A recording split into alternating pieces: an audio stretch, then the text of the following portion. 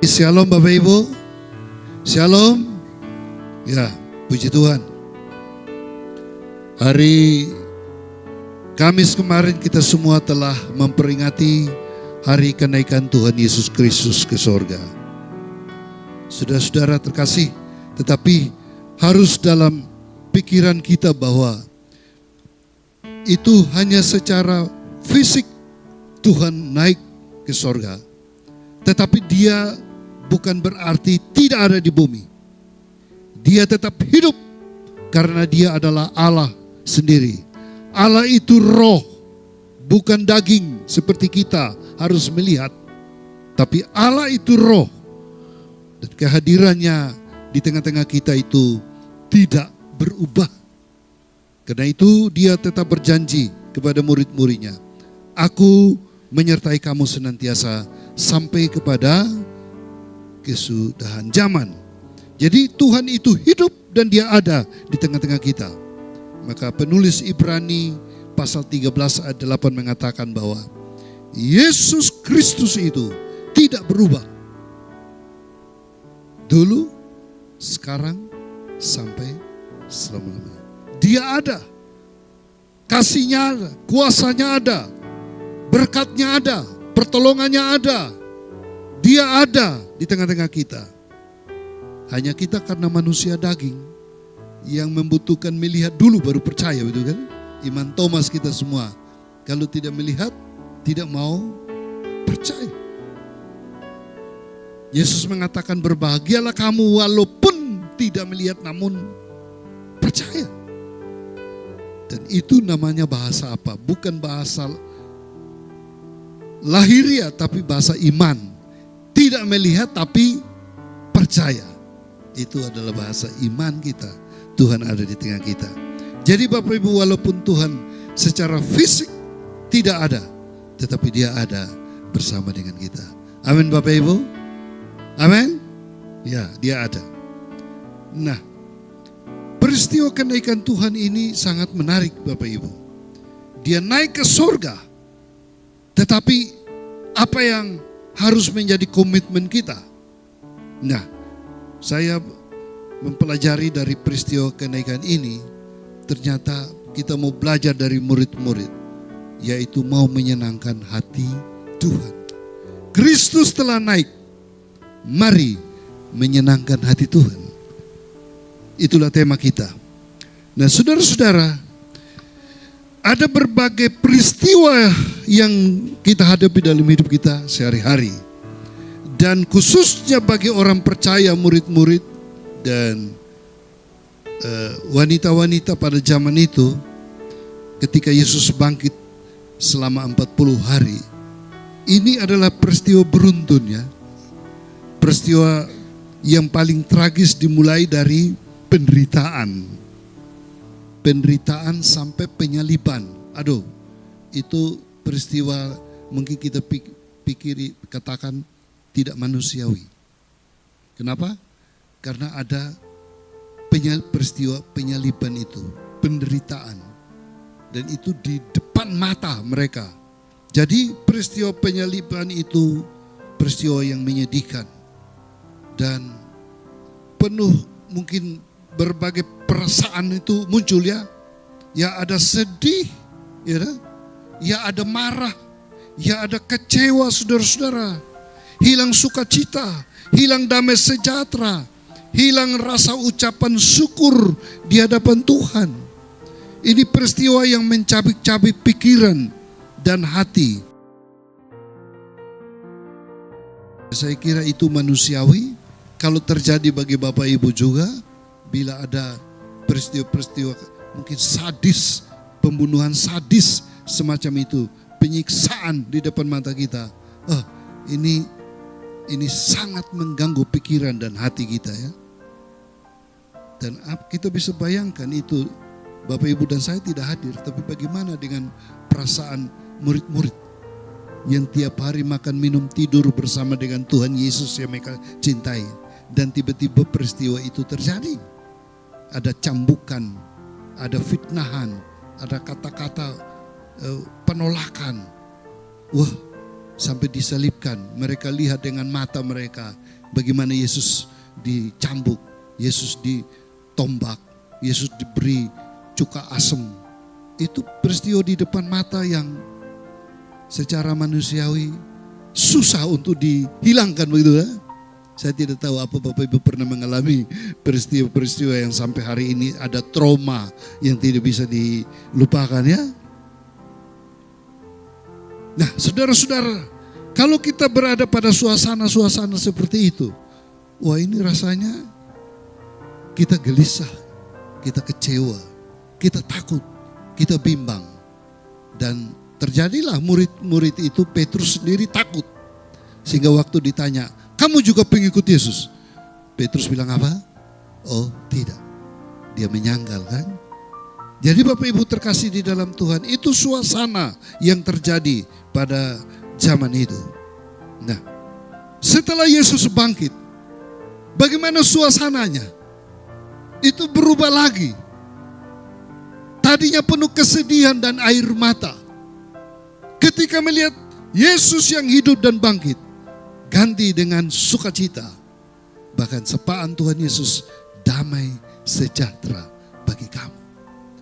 Dan walaupun mereka masih antara percaya dan tidak percaya, Tuhan dikatakan berkali-kali dia menampakkan diri hanya untuk mau meyakinkan murid-muridnya bahwa dia sungguh-sungguh hidup.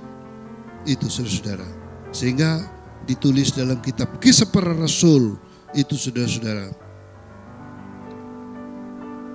bahwa Yesus berkali-kali, ayat yang Kisah pasal 1 ayat yang ketiga bilang, kepada mereka ia menunjukkan dirinya setelah penderitaannya selesai, dan dengan banyak tanda ia membuktikan bahwa ia hidup, sebab selama 40 hari ia berulang-ulang menampakkan diri dan berbicara kepada mereka tentang kerajaan Allah.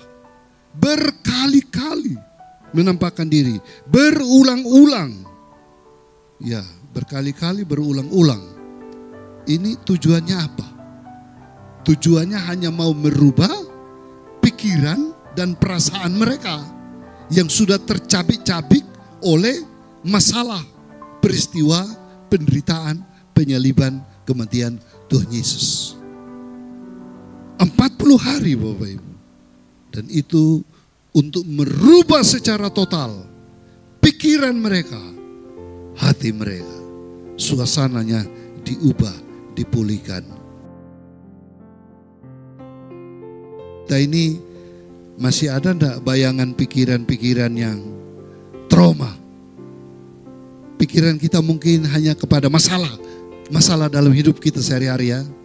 Di dalam rumah tangga, di dalam pekerjaan, ya, di lingkungan masyarakat kita.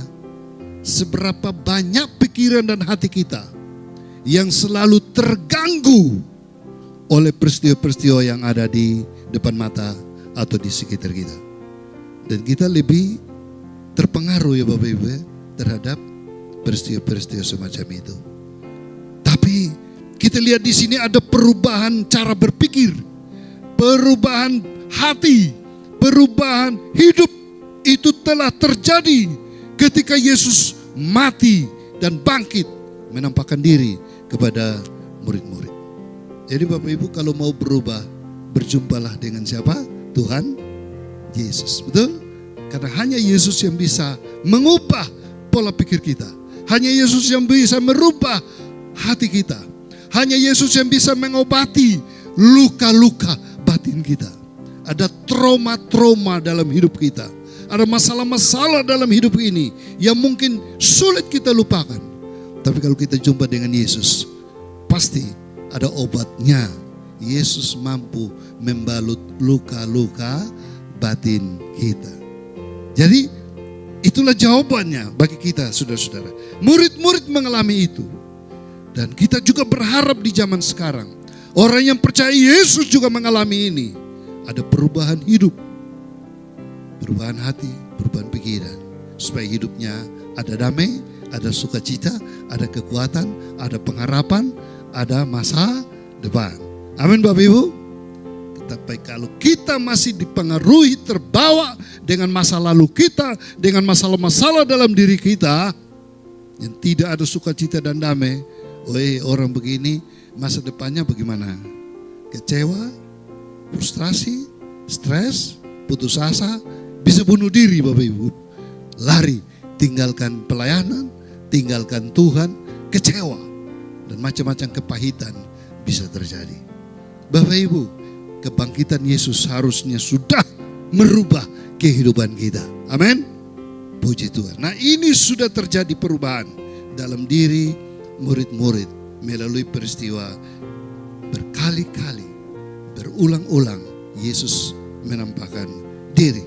Nah, karena itu saudara-saudara, peristiwa ini sudah berlalu dan peristiwa terakhir adalah di depan mata mereka. Yesus mengajak mereka ke Bukit Zaitun, dan di depan mata mereka tiba-tiba Yesus naik ke sorga. Nah, peristiwa ini juga saudara-saudara, bagaimana? Apa mereka sedih? Apa mereka gelisah? Apa mereka susah lagi? Ternyata tidak dalam konteks ini. Mari kita baca setelah Yesus naik, pasal Kisah Para Rasul pasal 1 ayat yang ke-12 Bapak Ibu. Kita membaca Kisah Para Rasul pasal 1 ayat yang ke-12 ya. Apa yang terjadi? Keputusan apa? Respon apa? Perasaan apa? Pikiran apa yang muncul setelah Yesus naik? Apa mereka kecewa lagi? Apa mereka takut lagi? Tidak. Ayat yang ke-12 mengatakan begini, 2-3. Maka kembalilah rasul-rasul itu ke Yerusalem dari bukit yang disebut Bukit Zaitun, yang hanya seperjalanan sabat jauhnya dari Yerusalem. Ya. Setelah mereka tiba di kota, ngapain? Bunuh diri? Tidak ya. Naiklah mereka ke ruang atas, tempat mereka menumpang. Di situ nama-nama disebut itu Petrus, Yohanes, Yakobus, Andreas, Filipus, Thomas, Bartolomeus, Matius, Yakobus, Alfeus, Simon orang Selot, dan Yudas Iskariot. Yudas, tidak ada lagi, Yudas bin Yakobus. Ayat yang ke-14, baca bersama saya, 2-3.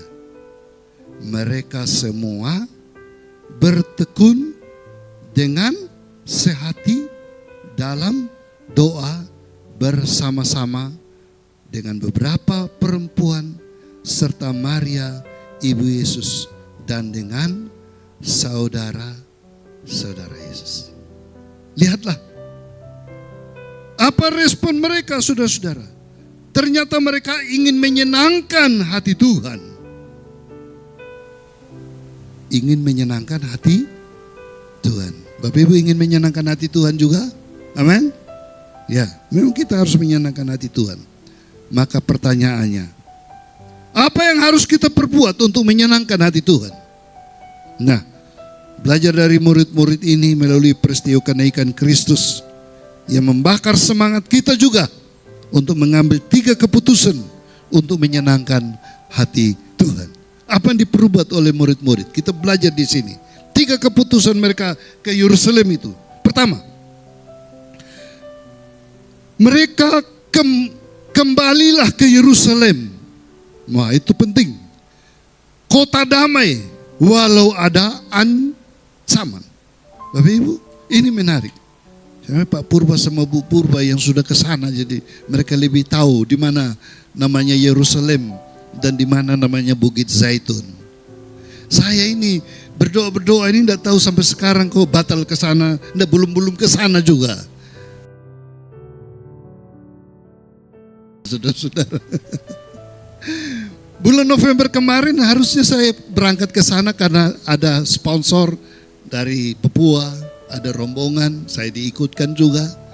Tapi gara-gara ada Israel dengan Hamas, saya takut satu rudal lewat mobil kami, jadi saya sendiri batal, saya tidak berangkat, rombongannya pergi, saya cinta jemaat Torsina. Jadi akhirnya bulan November kemarin saya tidak berangkat, tapi teman-teman pendeta yang lain berangkat. Saking cintanya saya sama Bapak Ibu itu loh, takut mati duluan. Padahal kalau meninggal di sana itu kan langsung masuk surga, ya kan? Di tanah suci kan? Jadi saya tidak berangkat bulan November. Kalau tidak saya juga sudah ke Yerusalem. Tapi jemaat kita yang baru ke sana Pak Purba sama Purba. Tapi sudahlah, kalau Tuhan tidak kehendaki kita ke Yerusalem itu, kita langsung Yerusalem yang baru. Amin. Siapa mau Yerusalem yang baru? Mau? Nah, ya sudah. Kalau ke Yerusalem sekarang harus beli tiket 40 juta. Ya 50-an. Kalau ke Yerusalem surgawi, saya tidak pakai duit, langsung saja. Gratis tiketnya, percaya nama Yesus, maka engkau diselamatkan. Ke Yerusalem. Jadi akhirnya kemarin itu saya cari di Google Map. Google Map kan kita kemana-mana ini pakai Google Map kan. Ternyata Google Map lebih tahu, jadi dia kasih tunjuk itu jalan yang biru itu Bapak Ibu ya. Yerusalem ke Bukit Zaitun, Google Map mengatakan itu hanya ditempuh dalam jarak 7 km. Betul kah Pak Purba, Bu Purba? 7 km, tidak jauh itu. Mungkin dari Surabaya ke Sidoarjo itu ya. Ya, itu 7 km. Dan kalau pakai mobil, itu 18 menit. 7 km 18 menit. Berarti antara Yerusalem dan Bukit Zaitun itu tidak jauh. Nah, jalan kaki pun oke-oke saja. 7 km. Dengan mobil 12 menit, 22 menit atau 18 menit kalau macet. Jadi saudara-saudara, Yerusalem dan Bukit Zaitun itu dekat, itu bukit di pinggir kota Yerusalem, dekat saja. Saya belum ke sana, jadi saya tidak bisa jelasin ini. Tapi saudara-saudara, pertanyaannya, kenapa ke Yerusalem? Ada apa di Yerusalem? Ya, pengertian Yerusalem ini menarik Bapak Ibu. Coba kita mau pelajari sedikit. Yerusalem itu dalam konteks Alkitab berarti pemilik kedamaian ganda. Wah, nama ini dari bahasa Ibrani asli itu Yerusalem. Wah, Yerusalem, harusnya ngomong begitu. Yang terdiri dari dua suku kata, Yerusa berarti warisan. Wah, ada warisan kita di sana. Dan kata Shalom artinya damai. Jadi ini ada warisan damai di sana kan? Nah, menarik. Yerusalem ini atau di Alkitab kadang-kadang disebut bukan Shalom tapi Salem. Salem itu juga artinya damai. Menarik Bapak Ibu. Di Yerusalem itu bait Allah, itu pusat ibadah. Dan baik dari zaman Bapak Abraham seterusnya, itu Yerusalem menjadi pusat perhatian. Karena menjadi bangunan bait Allah di zaman bangsa Israel dan seterusnya, dan dianggap sebagai kehadiran Allah.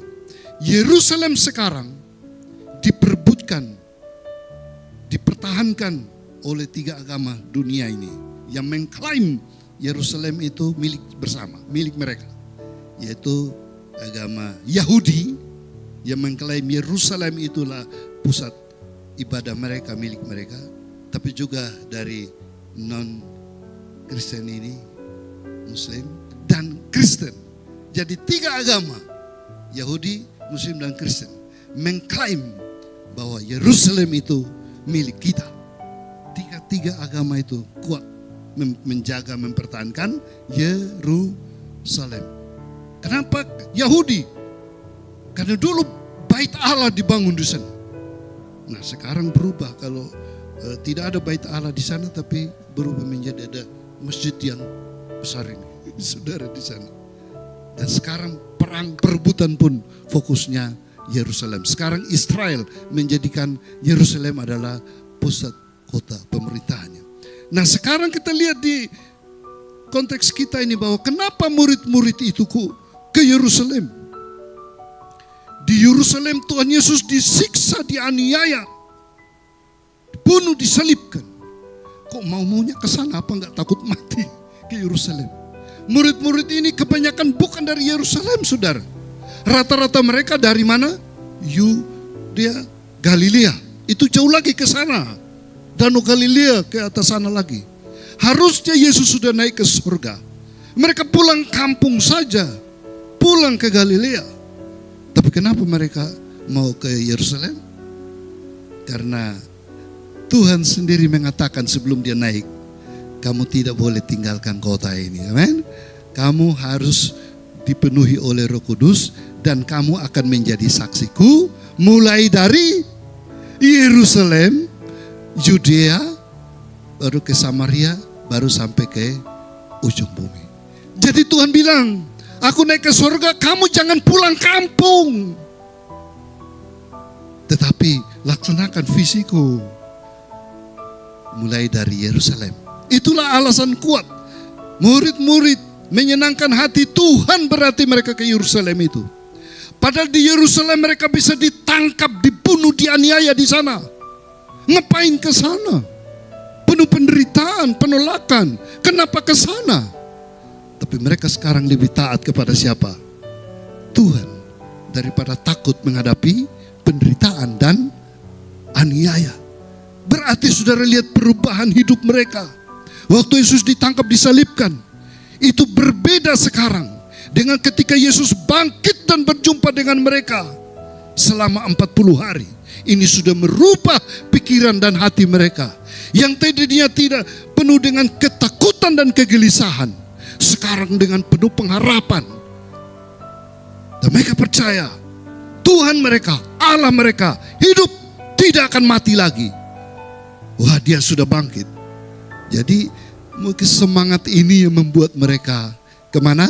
Ke Yerusalem. Warisan damai di sana. Kota damai di sana. Nah, saudara-saudara terkasih, lihatlah, sangat menarik.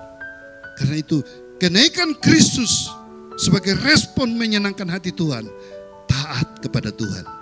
Pergi ke Yerusalem.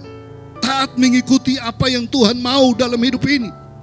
Ada banyak orang merayakan hari kenaikan Tuhan Yesus, tapi mereka tidak taat mengikuti perintah Tuhan. Habis merayakan, mereka mengikuti jalan-jalan hidup mereka. Mereka tidak taat mengikuti apa yang Tuhan mau. Mereka mau cari jalan aman sendiri. Hidup mengikuti keinginan sendiri lagi. Orang-orang semacam ini, walaupun bertahun-tahun merayakan hari kenaikan Yesus, tidak ada guna. Itu hanya perayaan keagamaan saja, tapi tidak memberi dampak. Tapi orang-orang yang memberi dampak adalah mereka taat mengikuti apa maunya Tuhan dalam hidup ini.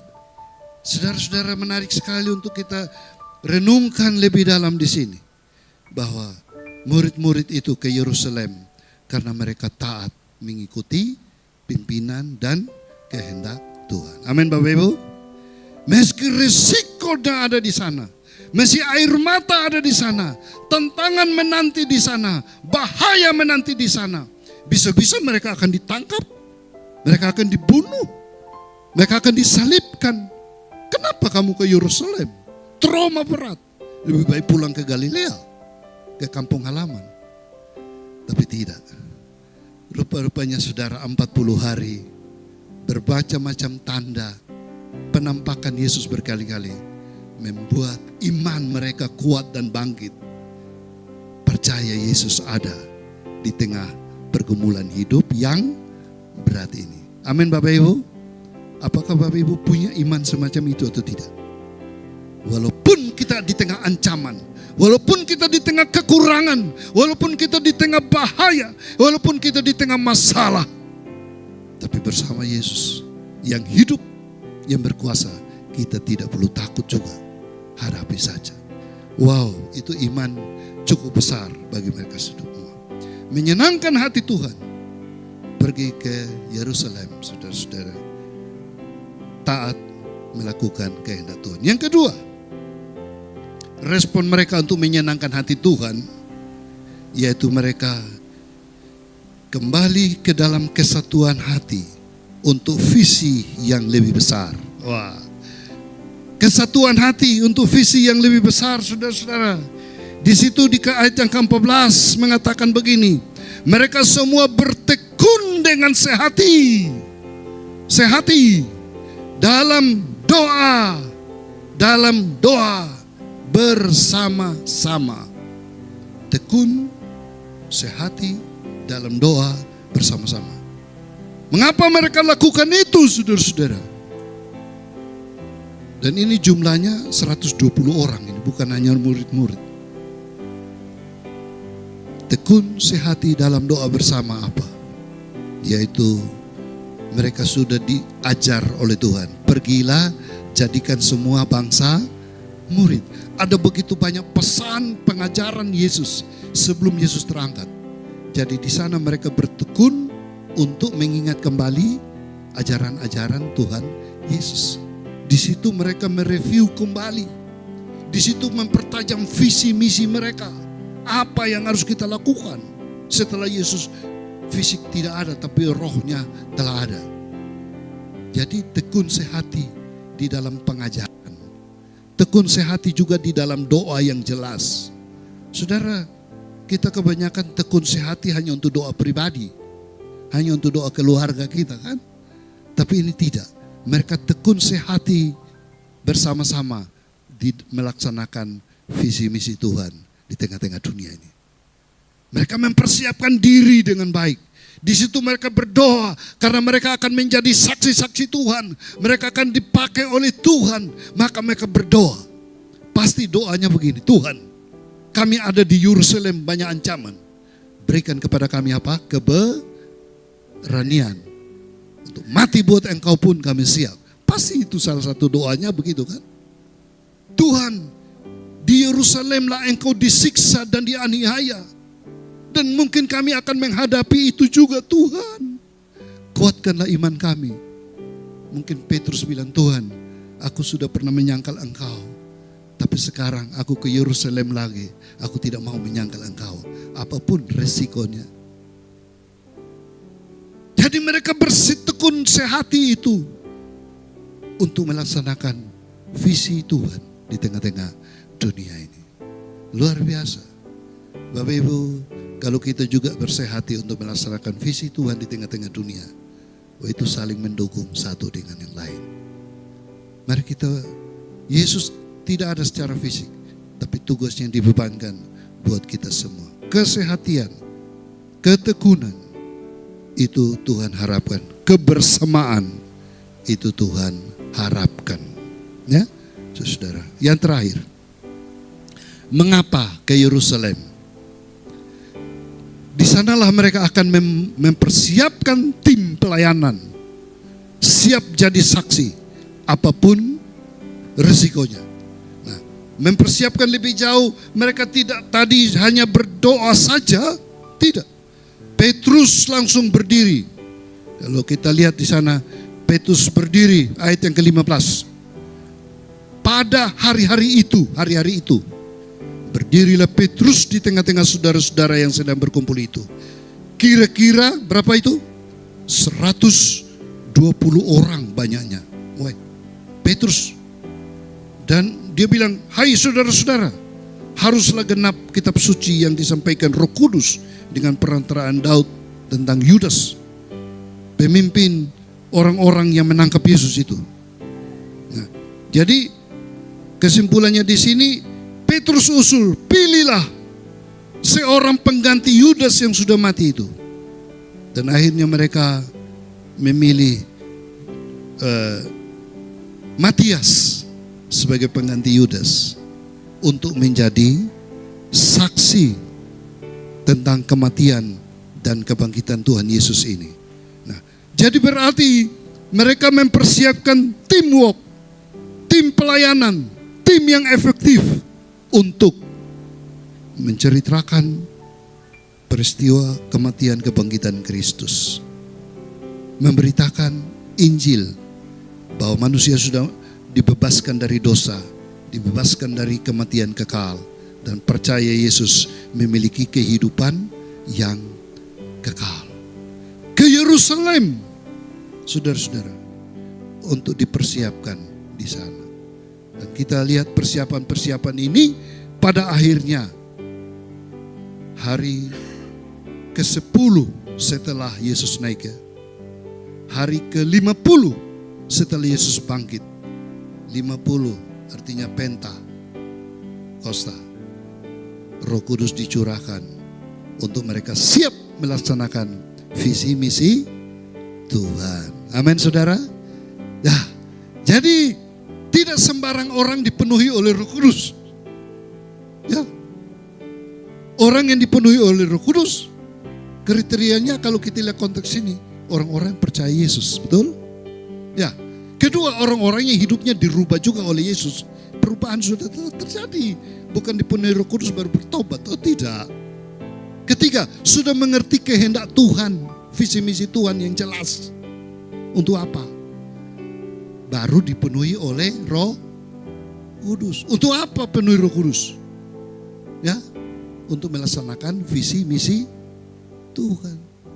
Tapi kalau zaman sekarang, orang belum bertobat, dipenuhi Roh Kudus. Petrus berkhotbah bagaimana? Bertobatlah, berilah dirimu dibaptis, baru dipenuhi oleh Roh Kudus. Nah, orang zaman sekarang masuk gereja penuh Roh Kudus, bla bla bla bla bla, pulang hidupnya belum berubah. Ini patut dipertanyakan. Karena orang dipenuhi Roh Kudus itu untuk apa? Untuk melaksanakan visi misi Tuhan. Nah, ini banyak konsep-konsep yang kadang-kadang membingungkan orang dan menjadi masalah juga kan. Tapi kalau kita belajar tentang konteks ini, oh begini ceritanya. Jadi Bapak Ibu, kalau saya percaya orang yang sudah bertobat sungguh-sungguh, hidupnya dirubah oleh Tuhan, menyerahkan hidupnya dipakai oleh Tuhan, bahkan dia siap untuk melayani Tuhan, siap juga dipenuhi oleh Roh Kudus. Tapi kalau belum, bertobat dulu Bapak Ibu. Bertobat dulu sungguh-sungguh. Nah, melalui pelajaran pengalaman murid-murid, mari. Mereka persiapannya matang. Jelas, kesatuan hati, persekutuan, doa bersama. Ini orang-orang yang dipenuhi Roh Kudus tidak pernah berdoa, tiba-tiba blak. Ini apa ini? Penuh Roh Kudus atau stres itu, kebanyakan itu. Ya saudara-saudara, banyak fenomena pelajaran Alkitab yang lebih jelas. Belajar. Kalau tidak, kita hanya ikut-ikut keadaan dan hidup kecewa. Tidak jelas hidup ini mengikuti bermacam-macam hal. Menyenangkan hati Tuhan ketika Yesus naik ke surga. Mereka taat ke Yerusalem. Amin. Mereka hidup di dalam kesatuan roh, doa bersama-sama, melaksanakan visi misi. Ketiga, mereka mempersiapkan diri dengan baik untuk melayani dunia ini. Kiranya kita juga mau menyenangkan hati Tuhan ya Bapak Ibu. Yesus telah naik ke sorga, tapi kita tetap di dunia. Mari kita jaga supaya kita tetap hidup memuliakan Tuhan di tengah-tengah dunia ini. Tuhan mau berkarya melalui kehidupan kita. Tuhan mau memakai kita menjadi alat-alatnya saudara-saudara. Iya, mari menyenangkan hati Tuhan. Ya, mari kembali ke Yerusalem. Taati kehendak Tuhan. Jangan ke tempat lain. Mari pelihara panggilan kita untuk bersekutu sehati sevisi dengan Tuhan. Mari persiapkan diri kita dengan baik untuk melakukan perkara-perkara besar. Ada satu pesan Tuhan Yesus yang luar biasa dalam Yohanes pasal 14 ayat 12. Mungkin kita baca teks itu untuk menyimpulkan spirit rohani yang mereka miliki ini. Yohanes pasal yang ke-14 ayat yang ke-12 sampai dengan ayat yang ke-14. Bapak Ibu bisa ucap bersama saya. ayat-ayat ini dengan suara yang jelas. Yohanes pasal 14 ayat 12 sampai 14 ya. Baca suara keras bersama. 2, 3. Aku berkata kepadamu, sesungguhnya barang siapa percaya kepadaku, ia akan melakukan juga pekerjaan-pekerjaan yang aku lakukan. Bahkan pekerjaan-pekerjaan yang lebih besar daripada itu. Sebab aku pergi kepada Bapa. Dan apa juga yang kamu minta dalam namaku, aku akan melakukannya. Supaya Bapa dipermuliakan di dalam Anak. Jika kamu meminta sesuatu kepadaku dalam namaku, aku akan melakukannya. Ini pesan Tuhan kan?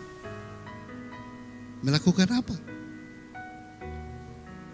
Yang orang yang percaya, barang siapa percaya kepadaku, ia juga melakukan pekerjaan-pekerjaan yang aku lakukan, bahkan yang lebih besar daripada itu, sebab aku pergi kepada Bapa. Yesus secara fisik, dia tidak ada di dalam dunia lagi, tapi pekerjaannya tetap ada di dalam dunia. Pekerjaan besar dijalankan melalui siapa?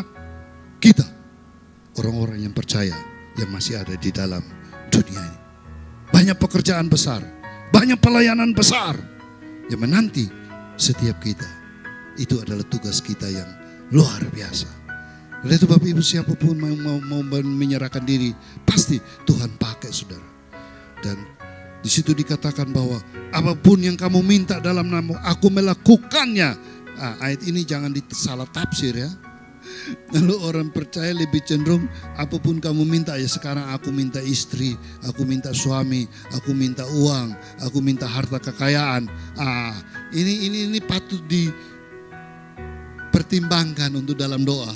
Boleh sih minta kebutuhan itu. Tapi masih ada hubungan ayat 13-14 dengan ayat 12, jangan lupa. Melakukan pekerjaan apa?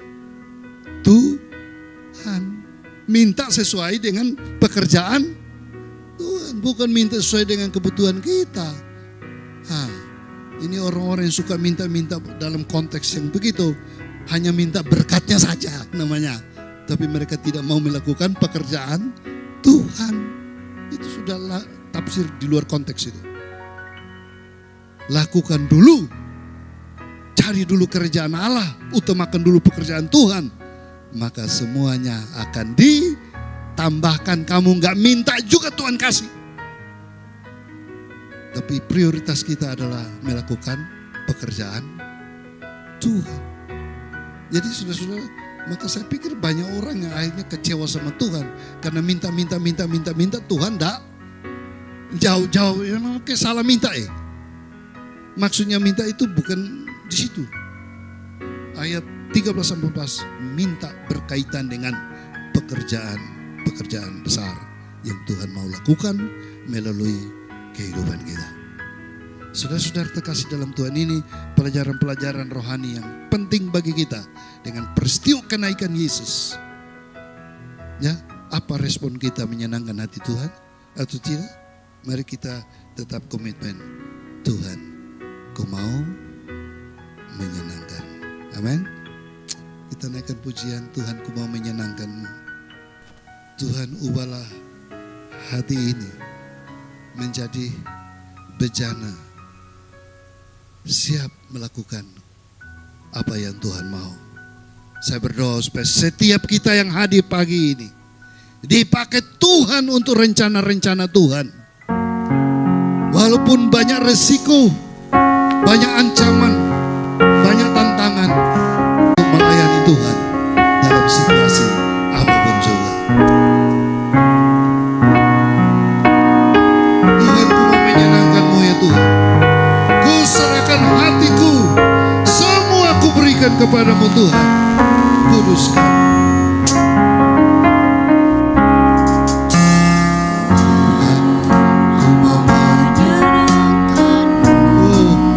Itu doa Bapak Ibu Saudara dan saya. Tuhan, bentuklah hati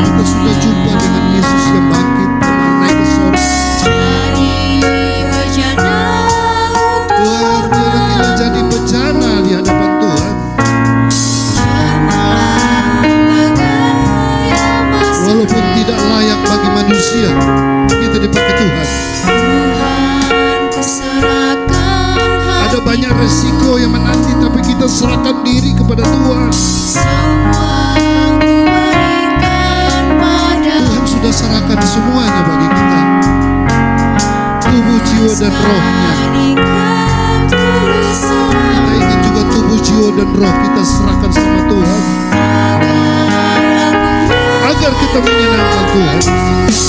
Oh, menyenangkan-Mu Tuhan. Oh, senangkan Tuhan. Hanya itu kerinduan kita. Mari kita senangkan Dia yang sudah mati bagi kita, yang sudah mengasihi kita, yang sudah menjamin keselamatan kita.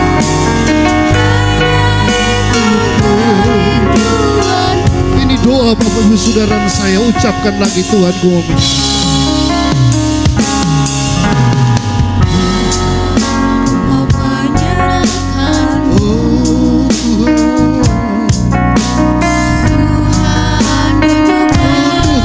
Bentuk hati kami semua yang hadir ini, Tuhan. Kami ingin jadi bejana, melayani keluarga